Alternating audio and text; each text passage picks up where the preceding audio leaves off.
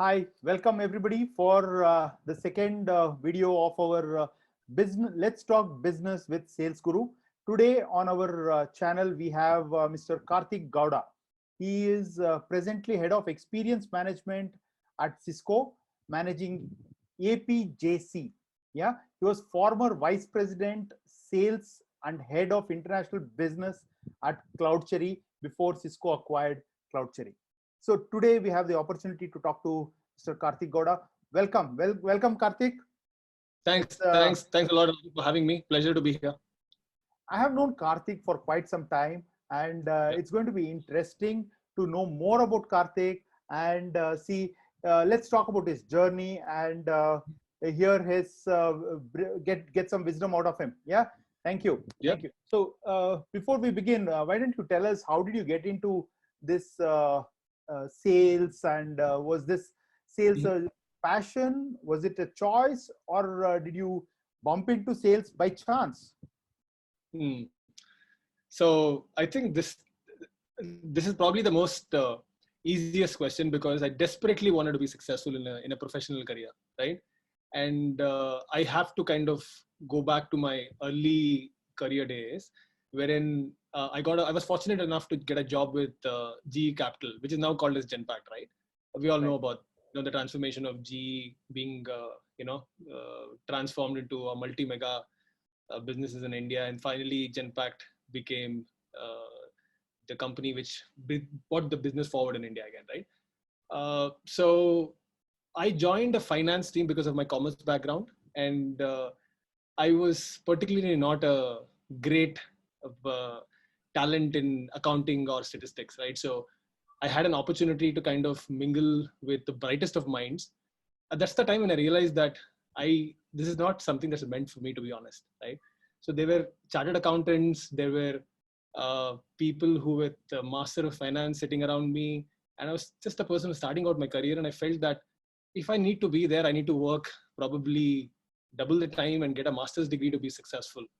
So I was again very lucky and very fortunate enough to get an opportunity to go to the US very early in my career, and that's when things started to change for me. I got the exposure of talking to customers in the US. Nothing special about being in sales, but trying to just make them understand about Genpact's businesses, doing a bit of pre-sales work and so on. So I thought, okay, my career started off in a good direction. 6 months time, I was just 22 years old, not too bad at all. And I was happy. I spent about 3 to 3.5 months in the US, came back with great hope of progressing my career in GE for a longer time. That's when, an unfortunate thing happened, that the entire business that was based out of in Bangalore was being moved to Hyderabad. So I was stuck in an absolute rut. I had no idea that, this finance COE is being moved to Hyderabad, and I had to find a new role. So then I was placed on a bench for about good 3 months trying to find a role.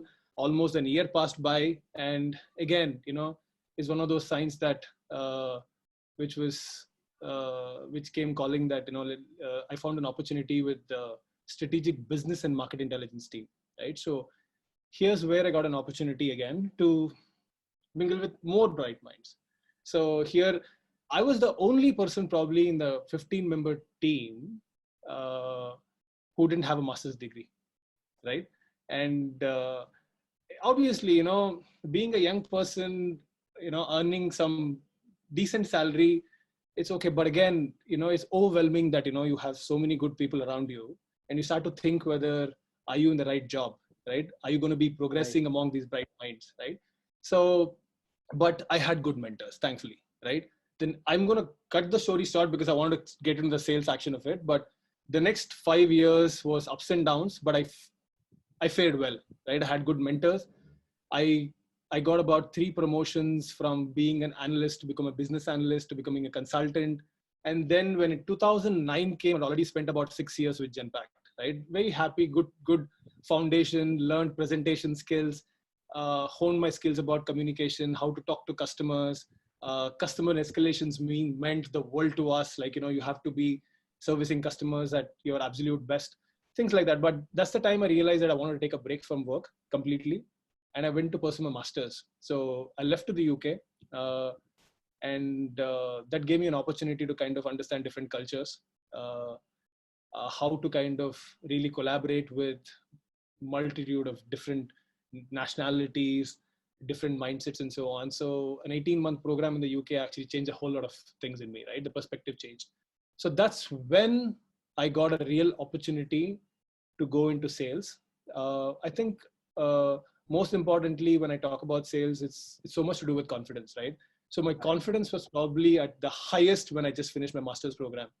I passed on with really good marks. I was never a good student when I was in my early days during school or college, but it was wonderful to see that I had passed with merit in my MBA certificate, right? Wow. So, and I had six years of good experience, which I was proud of, but again, never did sales before.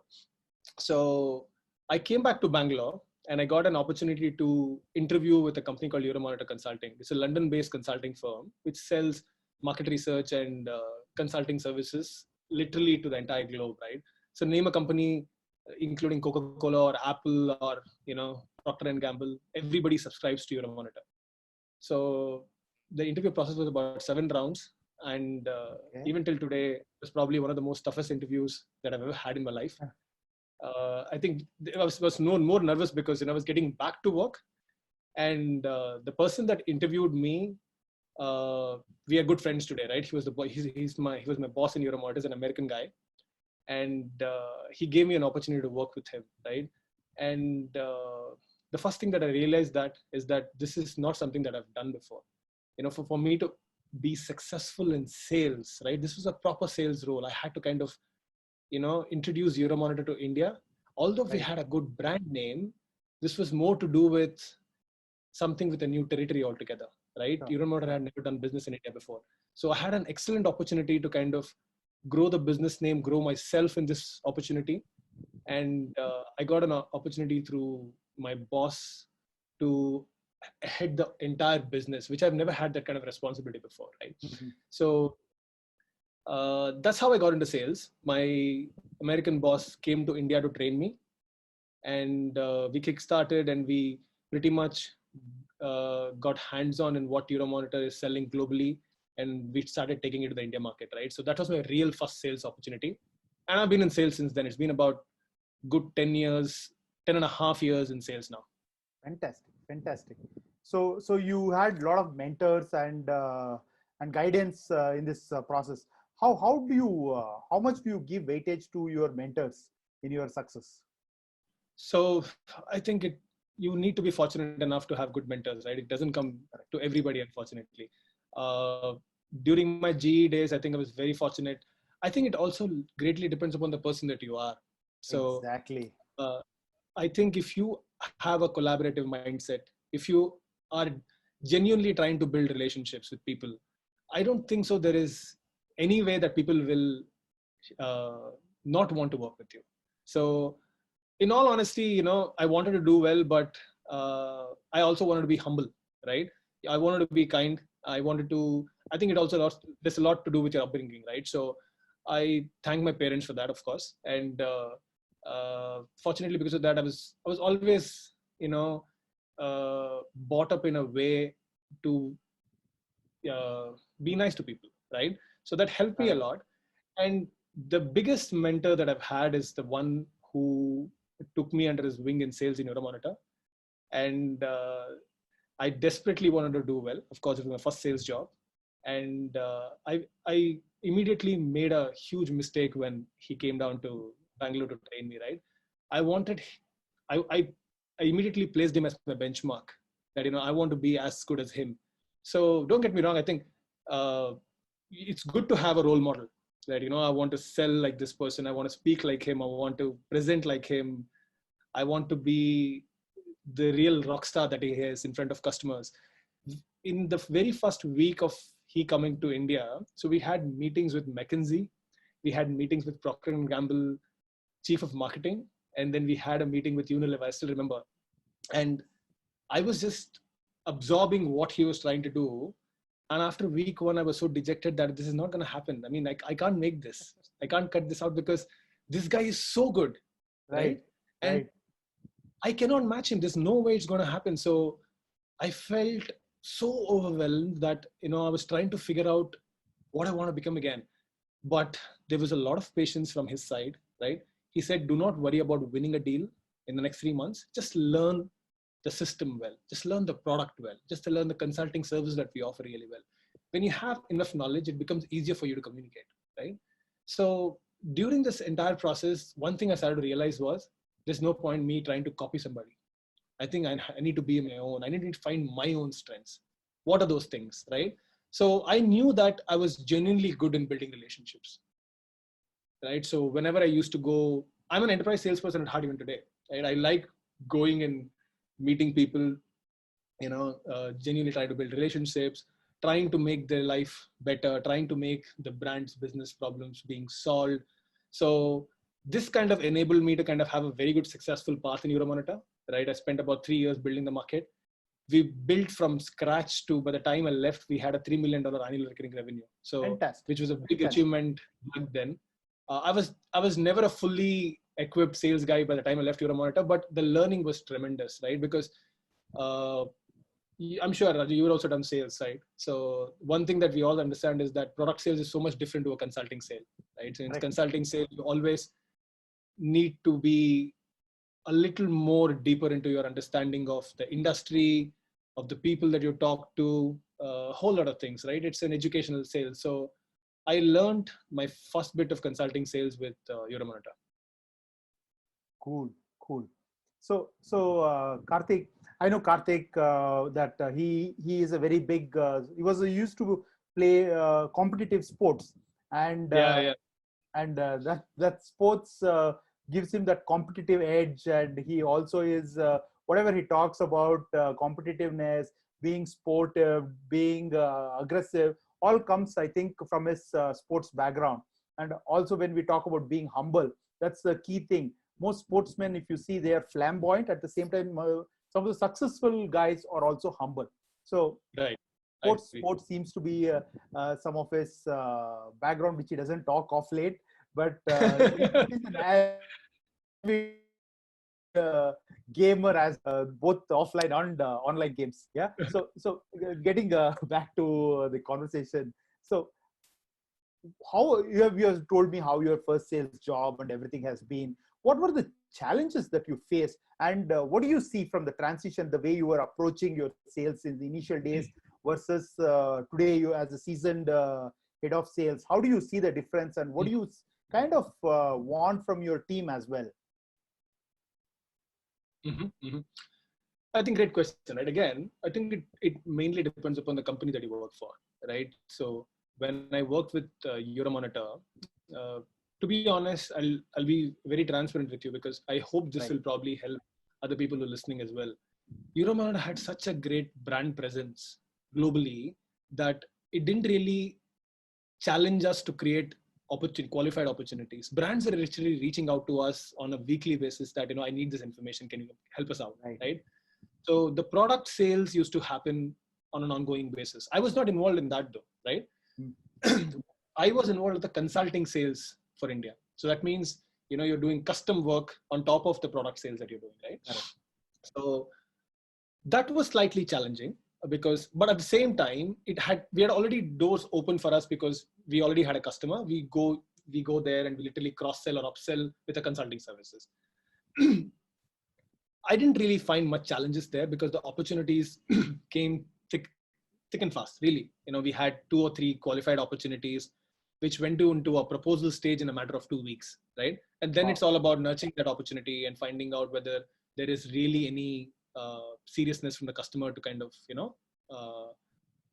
work with us. So that was the experience that I carried, 3 years of experience, when literally I was spoon-fed with qualified opportunities, right? Not much of a challenge, really easy world. The only thing that I used to find it sometimes challenging was working in India as a market was always time consuming in comparison to what I've done in Southeast Asia, right? So of course, I believe that India enterprise market is a really tough market to handle.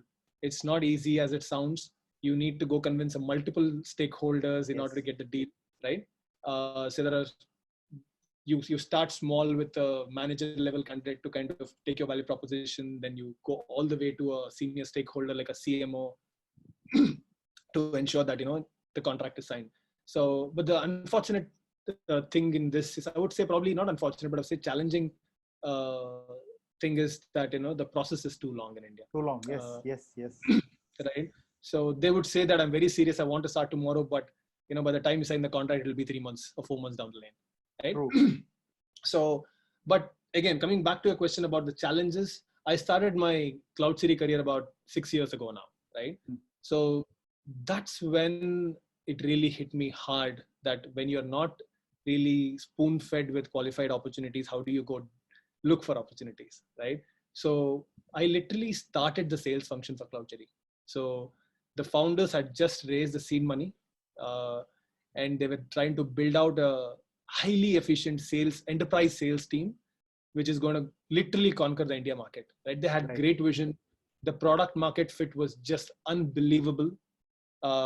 Just to give you a background, CloudCherry does customer experience management sales, right? They literally, any industry or any verticals can become a CloudCherry customer, right? So the product market fit for an entire universe is, the total addressable market becomes all the more bigger, right? So yes, I was very excited that, this is a great opportunity start from scratch. I always loved the fact that I want to build something from absolute zero, right? So that was my opportunity. And I was the first salesperson to get hired, heading the India market completely. And I literally starting out building a team under myself, right? Along with the help of co-founders.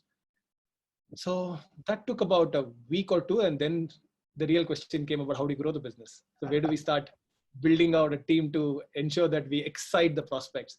So thankfully, there was another person part of the founding team who used to head marketing, digital marketing versus brand experience, and also built around a very little team of 3 people who used to do extraordinary market research about understanding who is a likely prospect, who's a likely target, right?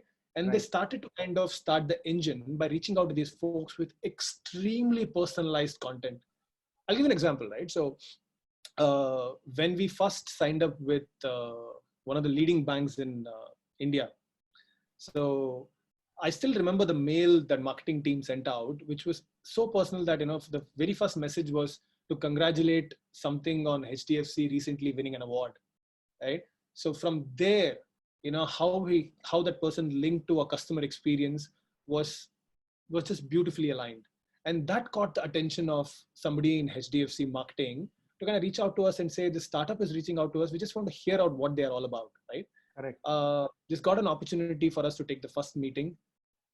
The challenge was that, we were a startup. Nobody had heard about us. Nobody knows the brand name.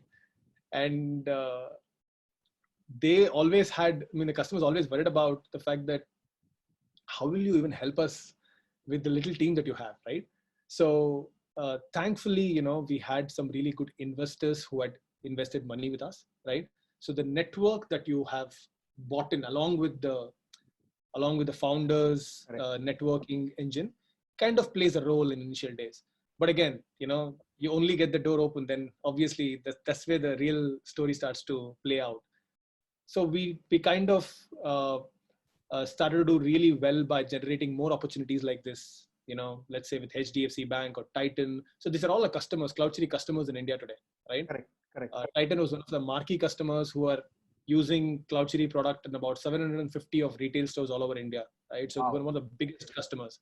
So the challenge was, again, trying to convince them that a little company with like 15 people, out of which 10 people are in product and nobody to service customers, will be able to manage their, brand experience to the best of its ability. So the challenge is always going to be there. And the second thing was obviously the fact that we can't be investing in more people so easily, because there's always limited money versus unlimited money when you work for a larger company, right? There's only so much you can invest. Obviously, the founders and all the stakeholders had to decide as to where to invest. So the greatest learning that we got was that, including myself and the founders, we all put the sales hat on, including the product person. Correct. And everybody was ready to sell, and nobody acted with the mindset that I'm a product person, so I should just be doing product development, right? The marketing person to somebody who used to even literally be an administrative person in office to who used to help us with coffee tea, put a literally sales hat on and said, you know what, I'm ready to kind of evangelize our product story and take it to the market, right? So Fantastic. that kind of mentality helped us greatly because that energy was really high, the startup culture. True. Right? True. And when the founders really believe in the product, I've seen a lot of startups that, you know, they have a great product, but unfortunately they don't have good sales team because they outsource the sales team thinking that, you know, there's somebody else who can do the sales for me. But I think the best starting point is, as founders, along with the sales team that you hire, need to do sales together. Exactly. Right? Exactly. Because the greatest belief is there. And I still remember that, you know, one of my co-founder, who's a good friend of mine today, right? He's no more with, he was not part of the acquisition. So he just left just before the acquisition as well. That I joined the first few meetings with him when we started to present CloudCherry. And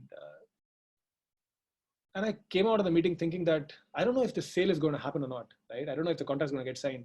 But man, this guy's got so much of passion because he greatly believes in the product, right? He greatly believes in changing that prospect's life, the brand's life. Correct. So that can only come from a founding team or the people who build the product. Absolutely. Right? Absolutely. So I think being involved in that space changed my mindset that, you know, he kind of passed that energy on to me, right? So we started, and by year one, I mean, I can't, since it was a private company, unfortunately, I can't reveal numbers, right? We grew 200% in first year, then we grew 300% second year, right? Wow. So that's kind of sort us onto a track of getting more investors on board, right? Some information which is public, you already know that, you know, CISCO became an investor in our journey early in our journey. Then Temasek out of Singapore, a subsidiary called Vortex Ventures, they invested in the company, which gave us an opportunity to kind of move out of India and reprioritize our entire strategy around sales, right? So my CEO set up shop in the US, and I moved to Singapore literally about 4 years ago to grow the Asia business, right? So long story short, I think you know about the acquisition now already. The challenge has always been about marketing, getting to people with so much limited knowledge about the fact that, you know, we are able to prove the value to you with being such a small company, right? That will always be there. Fantastic. Karthik, amazing insight. So this is what I coach a lot of startup CEOs. They come from a product background and they're struggling with sales because they think a great product is good enough to sell and it will sell on itself. But that's a myth. So you need to have a good sales team. And I encourage all the startup founders to put on a sales hat and work on doing that. Nobody else has this product passion the founders bring initially. That's the key in sales. Thank you. Fantastic insight. And I'm really glad that you put it out in the open, though you were not the part of the initial founding team. And the passion that you saw with these guys and the way you could sell, this is a true thing, true to CEOs, true startup challenges. Thank you. Thank you. So, and one of those things that happened, Raju, was when I moved to Singapore 4 years ago, right? This pretty much aligned to my initial days in CloudCherry, that I literally had to put on the founding person's hat because I was the first person in Singapore, literally, who came on an employment pass and starting to grow the market myself. I didn't have a team, and you know, the importance of the core team putting on a sales hat. I mean, I can say this again and again and sound like a broken record. It's very, very important. Correct. So Karthik, when you moved on to Singapore, Asia, to handle the Asia Pacific region, it's a new thing for you as well in your career. So as a sole guy, core team who's moved here to set up shop and build the market, what were the challenges that you faced? Because CloudCherry was still a startup and not a big brand or a name till then. So how did you face? What were the challenges that you faced and how did you overcome? So the biggest challenge was, again, CloudCherry was known just in India, right? Correct. So in Southeast Asia, we competed with really global firms. I mean, I'm talking about somebody who had a $350 million revenue, and we are Correct. talking about a small startup being ourselves, right?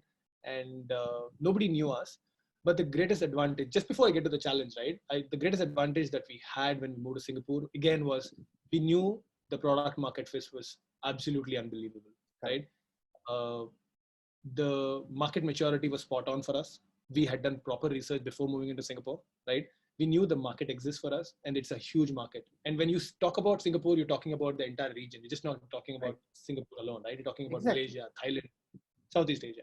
So we knew that we had the target accounts in mind who we would like to potentially, work with. When we came to Singapore, the biggest challenge was, getting people's time. It is even more difficult than in India, because in India, at least, they would ask you to come and present the case, right? Here in Singapore, especially, the culture is all about, if it's not my responsibility, then there's really no point in meeting you for a 5-minute chat as well, right? Right. Culture sensitivities become all the more important when you move to a different country, right? If you think that you've been successful in one country and you can replicate the process, yes, you can learn from those experience, the success mantras that you built around, but you cannot take it for granted that it will definitely work in another market. Correct. Right? Correct. The audience is different. The company cultures is different. People you talk to they have a very different mindset, right? So the challenge again was to kind of, from a marketing standpoint, we were struggling to generate opportunities, qualified opportunities. We were literally talking to just 1 or 2 prospects on a monthly basis, which is not good for us being a startup, which have grown so phenomenally in the last couple of years. It started to give us a concern again, but this pretty much happened with my CEO who went to the US as well, right?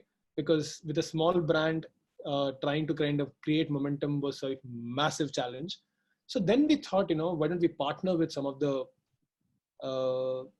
key known brands within the region who's going to help us generate these opportunities. And to be honest, I'll be upfront, that was another big mistake that we made. Because again, this is another way of outsourcing your marketing engine, trying to think that, these guys will solve problem for us, right? Absolutely. So the challenge lasted for another 4 to 5 months easily, right? But during that time, I think we had made enough research to understand that how do we get in front of customers? How do we get in front of prospects? So there's a customer experience event that happens in Singapore every September. So we took center stage there.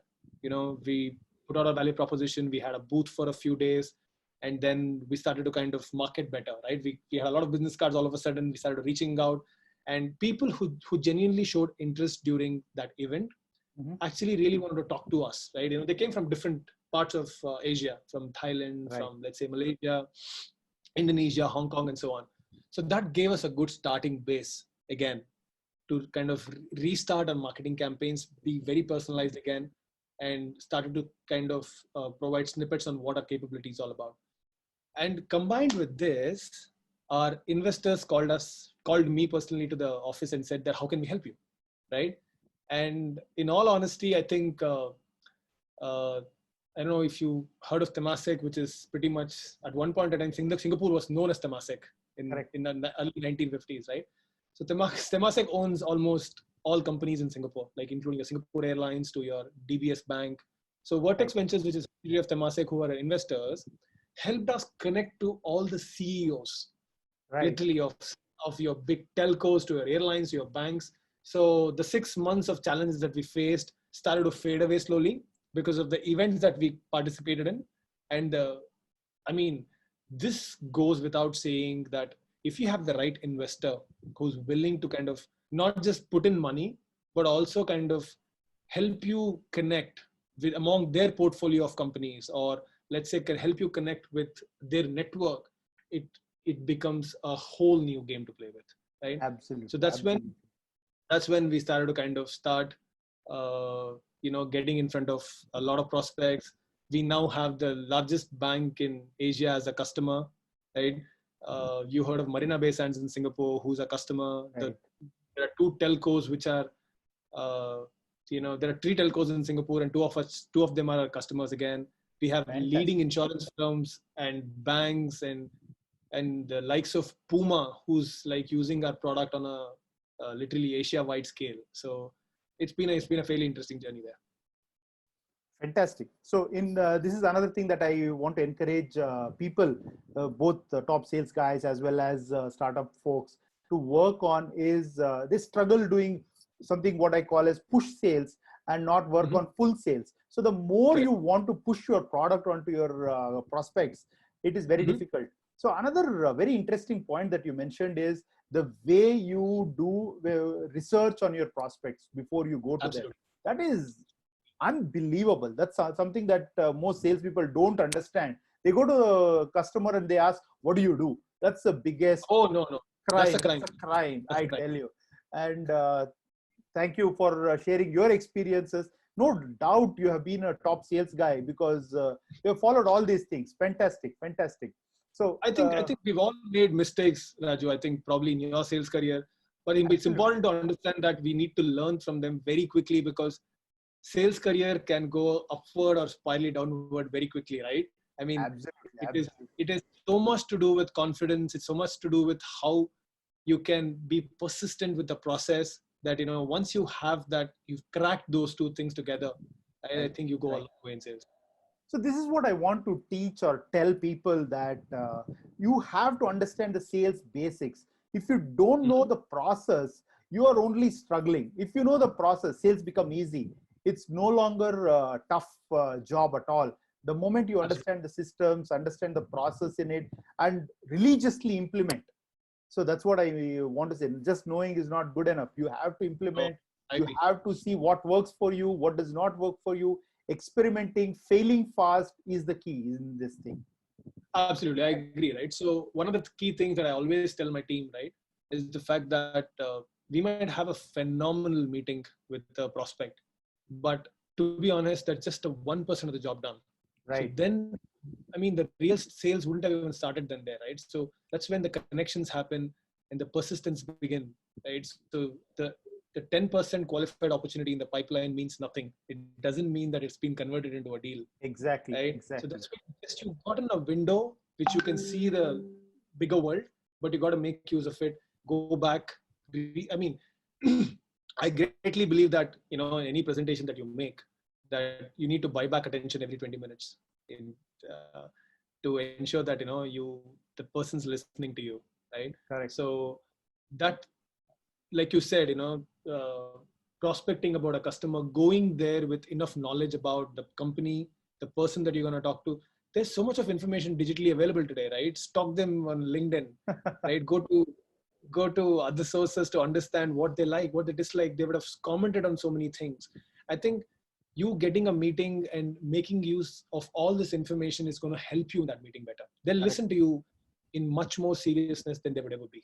So I think and one more thing I've always noticed, that, you know, I used to get irritated earlier when I used to build a sales team, that please take good notes when people talk about their business, right? It is gold dust. So I mean, there's always certain people who think that, you know, they can listen in and they can go back and, you know, recall everything. But I know for a fact that there are always important nuggets of information that gets missed out. I've always noticed that excellent salespeople, the top end of salespeople, will always make structured notes of what the customer is talking about, right? Right. I've seen it from my mentors, right? I've learned it from them. I've seen firsthand the importance, because I have ensured that my team follows it. And now they all come back and tell me that this is a process that definitely works for us, right? They can go back and look at that, you know, why we've done this, you know, why has it worked out? So that's an important message. Yeah. Talking about your team and other things, what do you think, what are your top tips for salespeople or people who are entering sales? What would be your top sales tips? See, I think especially people who are starting out in the sales career, right? I think it's very important to know about the value proposition. They need to kind of take that and smash it, right? They should know it in the back of their head that this works, and they need to have great belief in selling that. So once you have that knowledge, it's a very simple example, right? You know better than the person that knows about your product. So it's all about communication. So I believe that, put in decent effort, put in actually good amount of effort to understand what you're trying to sell, right? Whether you're selling a product, whether you're selling a consulting service, right? You need to know little things like the competitive advantage that you have. You need to create those value propositions very strong in your head, right? And the other thing is that you need to either learn very quickly about how to face objections, because there are a lot of key stakeholders, up in the chain, who's going to ask you tough questions, object. I'll give you an example of a startup, right? So the simple question would be, why should I choose to work with CloudCherry instead of the competition? They're much cheaper, they're much better, they're known in the industry. Why should I work with you? So I think it's very important to know where your unique value proposition lies, right? And when you know Right. this really well, you'll be able to communicate, you'll be able to kind of elaborate this in a much more simpler way, right? To make somebody understand. Articulation in terms of uh, helping the company, solving a particular problem is very important. And then comes the sales process. I think that goes without saying. How do you go about qualifying opportunities? What are the questions that you need to ask?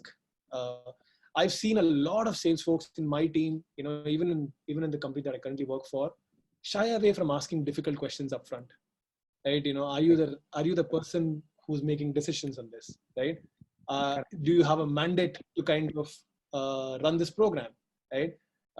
Who's the signing authority here? Which are the teams which comes together to signing? Is there a legal person involved? Is there a risk team involved, right? So these are all questions you think might be relevant later, but you start to find out that, I've spent already 3 months in the pipeline wasting my, with multiple meetings, because that you don't qualify well when it comes to the latter stages. So I think difficult questions upfront, because we've had some fantastic meetings which we thought that, big branch, I'm talking about really big branch, thinking Right. that, oh, you know what, we're going to get a contract in the next 3 months. Let it be in my forecasting. I know this will be there. All problems solved. But at the end of 3 months, that big brand comes and tells me, I don't have budgets. We never thought it's going to be My so God. expensive, right? So I think asking those tough questions upfront, especially in the sales process. I mean, you don't have to be somebody who comes across as rude. I think people will start to appreciate, especially in the Southeast Asian culture, that, once you're transparent about subtly telling them that this is the cost of the overall contract, right? After once, obviously, they like the value proposition, they know that this is going to be helping them solve the business problems. I think it's important enough to bring that message up front. Correct. So this is very good information, Karthik, because a lot of guys waste months and years together thinking, I have so many clients in my pipeline, they will convert. But end of the day, especially in a B2B segment, where the sales cycles are long, it becomes easy if you can understand their budgets, their mindset early on. You don't have disappointments, and quarterly results are all well tracked, and you can focus your energy better in your true clients. So, and when you know Absolutely. your client well, it is easy to convert them. Even if they don't have budgets today, they'll come back to you later.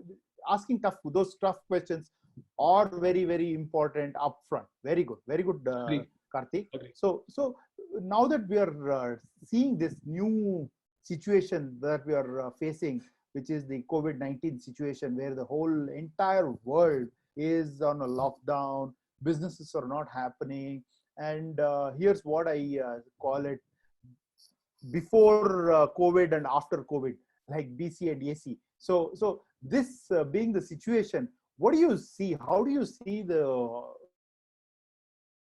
Mhm. businesses are going to transform, metamorphosize post COVID situation? What's your outlook, Karthik?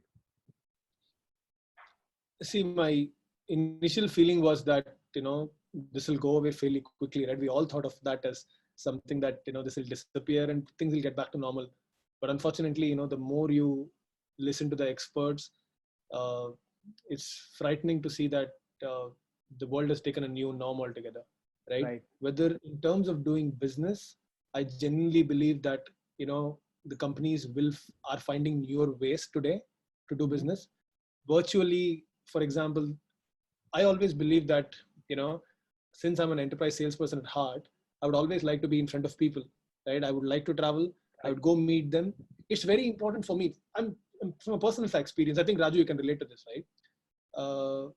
Being in front of a person, trying to understand their body language, genuinely building that rapport, is that I always felt that, half my sales process is done there, right? Because you're trying to instill confidence in somebody that, I'm the right person to work with you. But, and this last 3 months especially has changed my perspective so much about, trying to do business literally virtually, right? I have probably some 4 to 5 prospect calls on a daily basis, and I always believe that I'm not good at this. I'm not the person who can actually present well, because I can do a good job, but it doesn't give me that personal satisfaction that, I can do much better when I'm in front of somebody, right?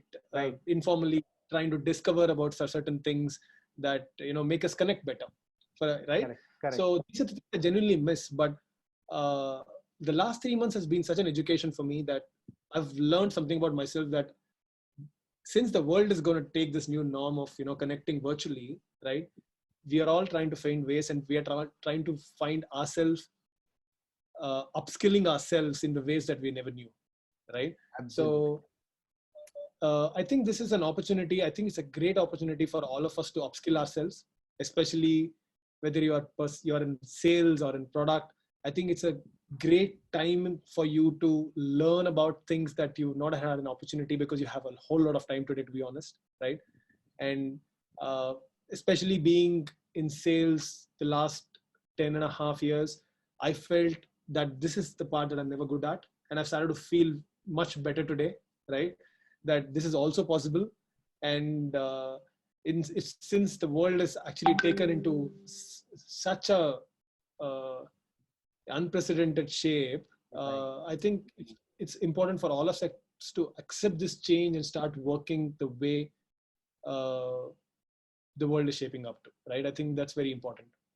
We don't really know when the vaccine is going to be out, to be honest. We don't have, we just have to listen to the medical experts. But I think this is the new norm that most of us are trying to align ourselves to. Absolutely true, Karthik. For guys like me who come from a very old school of sales, where Exactly.